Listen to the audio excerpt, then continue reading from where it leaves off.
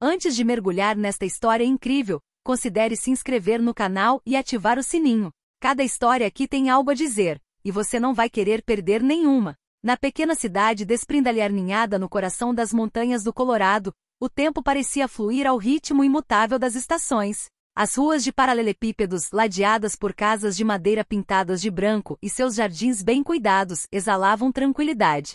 Todas as manhãs, raios dourados de sol filtravam-se pelas folhas dos altos bordos, pintando pontos brilhantes nas calçadas onde as crianças brincavam e riam durante as longas tardes de verão. Os vizinhos frequentemente se cruzavam, trocando um discreto olá ou um sorriso cúmplice, tecendo silenciosamente o frágil tecido desta comunidade unida. Em Sprindale, os dramas sempre pareciam pertencer a telejornais distantes. Aqui a vida seguia um ritmo simples e reconfortante, quase como uma canção de ninar suave. No entanto, por trás dessa fachada imutável, a família Torneiro Logo seria mergulhado em uma tempestade cuja magnitude ninguém poderia imaginar. Michael Turner, 42 anos, era a personificação do rigor e da lógica. Diretor financeiro de uma renomada empresa de TI, vivia em um mundo de números, balanços e análises. Seu universo era de dados precisos, decisões calculadas e resultados mensuráveis. Seu cotidiano se assemelhava a uma planilha do Excel perfeitamente organizada, onde cada célula tinha seu lugar, cada erro era inaceitável. Ele era o tipo de homem que acreditava firmemente que tudo podia ser explicado, controlado e previsto. Ao seu lado durante 15 anos, ele teve Raquel, sua esposa. Ex-enfermeira de grande coração, Raquel trocou as enfermarias do hospital pela doçura do desenho, tornando-se ilustradora de livros infantis. Sua criatividade e ternura trouxeram uma luz acolhedora ao lar, um refúgio das tempestades do mundo exterior. Seu único filho, ou aos 8 anos, era a alegria de suas vidas. Um garotinho animado, com olhos sempre cheios de admiração, fascinado pelo céu estrelado que observava todas as noites da janela do seu quarto. Seu maior sonho era se tornar astronauta, para um dia explorar os confins do universo. Mas a vida, por mais pacífica que seja, às vezes é cruel. Em poucas semanas, ele mudou radicalmente. Seu sorriso desapareceu gradualmente, substituído por um cansaço profundo que parecia consumir toda a sua energia. As gargalhadas que iluminavam a casa tornaram-se raras. Ele frequentemente se queixava de dores difusas, dores musculares e noites perturbadas por febres e suores frios. Todas as manhãs ele lutava para sair da cama, com seu corpo frágil e fraco revelando o vigor que outrora possuía. A preocupação invadiu os corações de Raquel e Michael, primeiro como um sussurro, depois como um grito silencioso. Após várias consultas com especialistas locais, ele foi levado às pressas para o hospital. Os médicos suspeitavam que ele sofria de uma síndrome autoimune rara, uma doença misteriosa na qual o corpo, em uma cruel reviravolta do destino, atacava a si mesmo. Os diagnósticos permaneciam obscuros, os tratamentos experimentais, e cada dia que passava parecia aprofundar o abismo em que a família Turner se debatia. Raquel se viu dividida entre seus instintos maternais e seu passado como enfermeira. Todas as noites, ela se ajoelhava ao lado da cama do filho, segurando suas mãozinhas geladas, sussurrando orações que nunca havia feito a Deus antes. Ela tinha esperança, implorando silenciosamente por um milagre. Michael, por outro lado, mergulhava num silêncio ensurdecedor. O homem pragmático, senhor do seu destino, sentia-se impotente diante daquela doença que nenhum mapa ou estratégia financeira conseguia resolver. Passou noites em claro examinando prontuários médicos, buscando soluções na internet e ligando para especialistas em todo o país. Boston, San Diego, Nova York, viajou pelos Estados Unidos em busca de uma esperança que ninguém parecia capaz de oferecer. Apesar de gastar uma fortuna em contas médicas, apesar de inúmeras visitas ao hospital, apesar de tentar tratamentos pesados e dolorosos, nada funcionou. O corpo de Eli continuou a decair, como se sugado por uma força invisível. O casal se viu em uma encruzilhada. Raquel se afogou em orações e lágrimas, enquanto Michael mergulhou em um silêncio teimoso, tentando desesperadamente conter seu medo por trás de uma fachada de controle. E nesta cidade tranquila, onde tudo parecia imutável, uma sombra começou a deslizar suavemente, pronta para mudar seu destino para sempre. Era uma manhã cinzenta e cortante de novembro. O tipo de manhã em que o vento corta a pele, penetra nos ossos e parece sussurrar em seu ouvido que o inverno está chegando. O céu estava baixo, como se estivesse carregado por uma tristeza invisível. Depois de uma noite inteira na sala de espera cuidando de Eli, Michael Turner desceu as escadas, ombros curvados, rosto marcado pelo cansaço, em busca de um café. O saguão do hospital estava silencioso, como se estivesse suspenso. Até os passos no chão de ladrilho pareciam abafados. Michael atravessou as portas automáticas e uma rajada fria o atingiu. Ele apertou o casaco em volta do corpo e caminhou lentamente pela calçada, perdido em pensamentos. A rua estava deserta àquela hora. Ouvia-se apenas o assobio do vento e o farfalhar de folhas mortas arrastando-se pelas sarjetas. Mas ao passar pelo muro de tijolos vermelhos na entrada do prédio, seu olhar foi atraído por uma figura encolhida. Um velho estava sentado no chão, encostado na parede. Usava um casaco largo, com mangas desfiadas, e um velho cobertor cinza enrolado nos ombros. Seu rosto estava meio escondido sob uma espessa barba branca como a neve, e suas mãos, apoiadas nos joelhos, estavam pretas de sujeira e rachadas pelo frio. À sua frente, em pé, havia uma placa de papelão simples e deformada. As letras eram desajeitadas, escritas com caneta quase desbotada. Mas Michael as leu com clareza: alimente-me, e eu curarei seu filho. Ele parou de repente. Uma onda gelada percorreu sua espinha. A princípio, ele pensou que fosse uma alucinação causada pela falta de sono. Piscou. Releu. Ele franziu a testa. Uma piada de mau gosto, ele respirou com o maxilar cerrado. Ele olhou ao redor, procurando por câmeras escondidas, um brincalhão, uma farsa. Mas a rua permanecia vazia, congelada. O vento soprava pela calçada como um silêncio opressivo. Michael deu um passo para ir embora, mas naquele preciso momento, o velho levantou lentamente a cabeça. Os olhos dele se encontraram. Os olhos do mendigo eram de um azul claro, quase translúcido, como se desbotados pelo tempo. Olhos nos quais Michael pensava ver coisas que não entendia. Nenhuma loucura, nenhum medo, apenas uma calma ancestral, uma paz estranha. Então o velho murmurou com uma voz rouca e quase inaudível. Quarto 312. O coração de Michael afundou. Ele deu um passo para trás, como se tivesse sido atingido. O quê? Ele sussurrou. Mas ele já sabia a resposta. Quarto 312 era esse o aquele em que seu filho estava deitado há 2 semanas, ligado a máquinas, ficando mais fraco a cada dia. E ele nunca mencionou esse número a ninguém fora do hospital. Nem mostrou um distintivo. Nem deixou um arquivo visível. Não havia em razão deixe esse homem saber. Ele se agacha lentamente com a respiração curta e os músculos tensos. Quem é você? Ele perguntou com a voz mais firme e cautelosa. O velho inclinou a cabeça ligeiramente. Uma careta quase imperceptível surgiu em seus lábios rachados. Sou um passante. Um velho faminto, ele respondeu suavemente. Então, após uma pausa, ele acrescentou. Mas eu aprendi, coisas que outros esqueceram. Dê-me uma refeição quente. É tudo que peço. E se o céu permitir, seu filho viverá. Michael ficou paralisado. Uma parte dele queria ir embora, balançar a cabeça, retornar à segurança das coisas lógicas. Mas outra parte, enterrada bem no fundo dele, aquela que sempre se recusará a desistir, lhe dizia para ficar. Era absurdo, ilógico, irracional. E ainda assim, ele se levantou, virou-se lentamente e voltou para o hospital. Sem dizer uma palavra. Seus passos o levaram automaticamente ao refeitório, onde pegou uma bandeja quente, sopa fumegante, 2 fatias de pão, ensopado de carne e uma maçã. Nada sofisticado, mas uma refeição de verdade.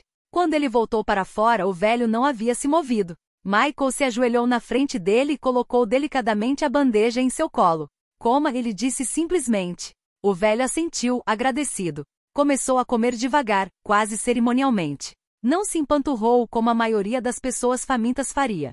Mastigou com calma, como se estivesse absorvendo mais do que apenas comida. Então, quando a refeição terminou, ele enxugou as mãos em um velho lenço remendado, fechou os olhos, e colocou as palmas das mãos no chão. Michael observou, fascinado, preocupado, incapaz de explicar o que sentia.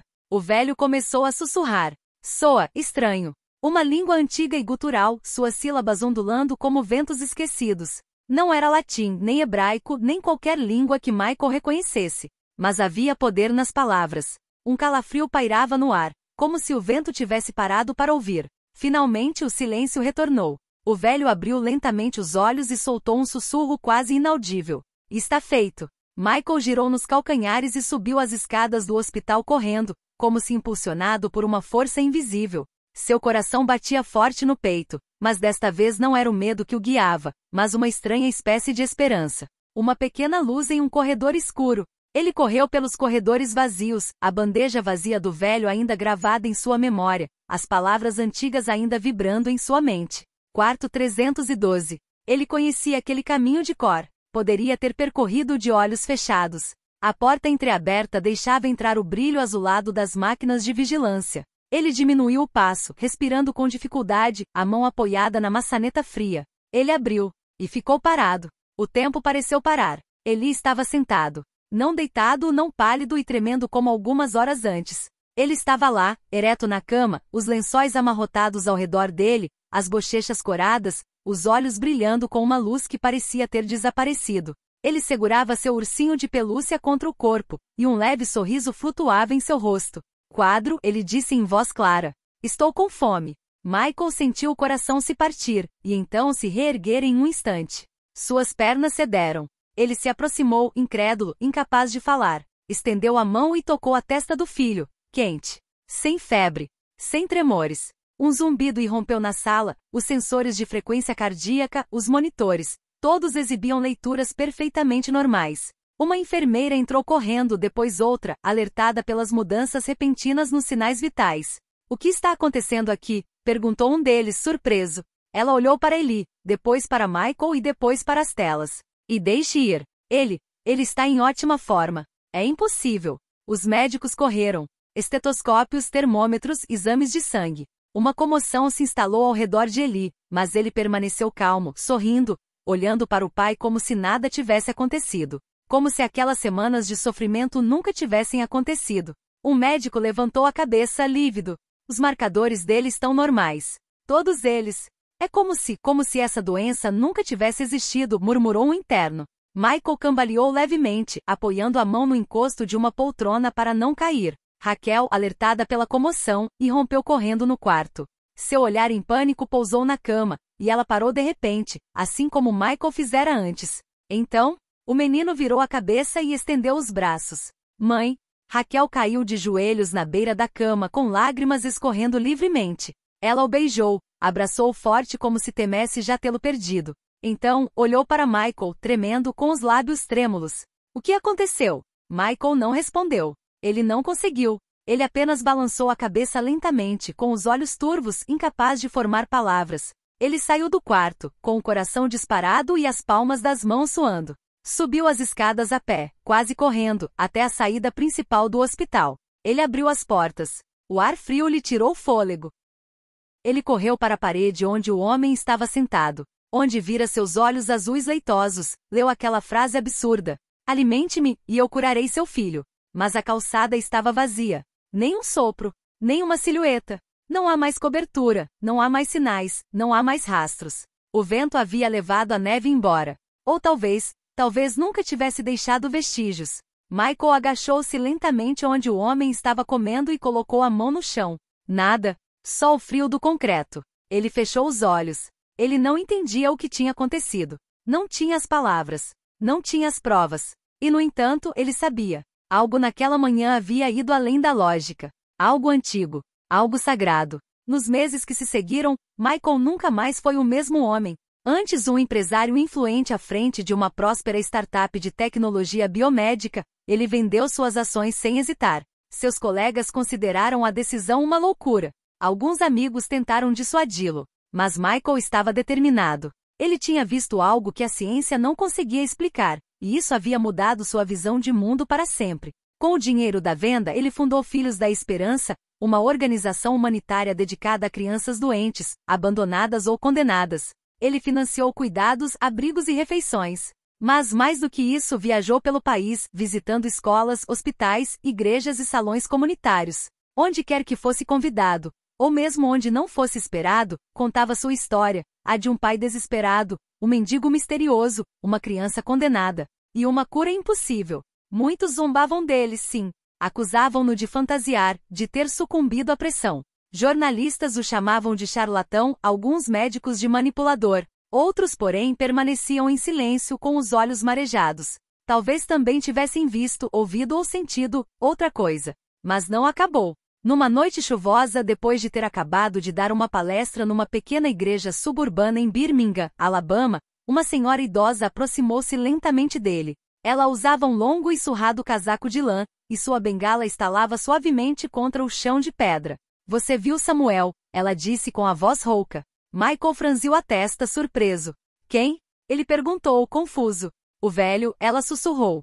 O nome dele é Samuel. Ele nunca fica por muito tempo. Ele nunca bate em portas. Ele espera. E ele vem, quando o coração de uma criança começa a se esvair. Michael sentiu o coração afundar. Você o conhece? Já ouviu? Ela sentiu lentamente, com os olhos perdidos em velhas lembranças. Eu era enfermeira há muito tempo em Charleston. Um garotinho estava morrendo. Seus pais não tinham mais nada. Numa noite congelante, um morador de rua pediu uma tigela de sopa. A mãe lhe deu um pouco. Na manhã seguinte, a criança estava melhor. Os médicos nunca entenderam. Michael ouviu, cativado. Samuel nunca pede dinheiro, continuou a velha. Nunca. Apenas uma refeição. Um gesto. Uma mão estendida. Então ele desaparece. Alguns dizem que ele é um anjo. Outros que ele já foi médico. Um grande médico, mas banido por curar sem remédios. Ele teria sido amaldiçoado, esquecido. Ele teria vagado desde então, cuidando dos abandonados. Mas ele só aparece para aqueles que estão dispostos a dar, sem exigir nada em troca. Michael sentiu um nó na garganta. Ele, vai voltar? Ele perguntou sem fôlego. A mulher olhou para ele, seu olhar tão profundo quanto o silêncio de uma catedral. Ele só volta quando a necessidade é sincera, murmurou ela. E quando alguém concorda em acreditar sem provas, dar sem garantias e amar incondicionalmente. Ela se virou e desapareceu na noite, deixando Michael sozinho no centro da nave vazia. Daquele dia em diante, Michael passou a vigiar as ruas, as calçadas e os cantos dos hospitais. Às vezes deixava uma bandeja quente em um banco ou um cobertor ao pé de um muro. Nunca mais viu Samuel. Mas nos relatórios de sua organização, nos depoimentos de enfermeiros ou pais desesperados, uma figura ocasionalmente reaparecia. Um homem barbudo vestido em trapos com estranhos olhos azuis, que murmurava em uma língua esquecida antes de desaparecer. E toda vez uma criança acordava. Curado. Anos depois, ele era um homem. Ele havia realizado seu sonho de infância. Era astrônomo, especializado em exoplanetas, trabalhando em um grande observatório no Arizona. Todas as noites ele observava o céu com o mesmo fascínio de antigamente, quando colava estrelas fosforescentes no teto de seu quarto. Ele ainda usava no pescoço um pequeno medalhão de prata, presenteado por sua mãe no dia em que saiu do hospital, gravado no verso, para que você nunca se esqueça da luz que o trouxe de volta para nós. Durante uma palestra que deu para cerca de 100 crianças em uma escola pública, ele contou um fragmento de seu passado. Sua voz era suave, calma, quase melódica. Meu pai me salvou, oferecendo uma refeição a um mendigo. Ele não sabia que esse gesto mudaria tudo. Naquele dia, ele entendeu algo mais forte que a ciência. Ele entendeu que alguns milagres nascem do silêncio, da humildade e da generosidade. Ele fez uma pausa, observando os olhares surpresos das crianças. Nem sempre é a tecnologia que cura. Às vezes, é um ato de pura humanidade. Um gesto altruísta. Uma prece silenciosa. E mesmo que ninguém consiga explicar de verdade o que aconteceu, eu ainda acredito nas estrelas. E naquele velho de olhos muito claros. A história de Michael e Eli tornou-se uma lenda silenciosa, contada oralmente em hospitais, casas de oração e entre famílias atingidas pelo incompreensível. Às vezes era considerada ingênua, às vezes comovente. Mas sempre retornava, carregada por aqueles que conheceram a esperança nos momentos mais sombrios. E em outra cidade, longe de Sprindale, numa noite gélida com a lua refletindo no asfalto molhado, um velho de feições cansadas, mas olhos estranhamente luminosos, colocou sua antiga placa na calçada de um hospital infantil novamente. Sua barba estava mais branca, suas mãos tremiam ligeiramente, mas sua voz estava calma. A placa dizia: alimente-me, e eu curarei seu filho. Um pai passou sem vê-lo. Uma mãe desviou o olhar, mas em algum lugar, uma mão trêmula parou. Um prato foi estendido. E algo mais uma vez deslizou para o invisível.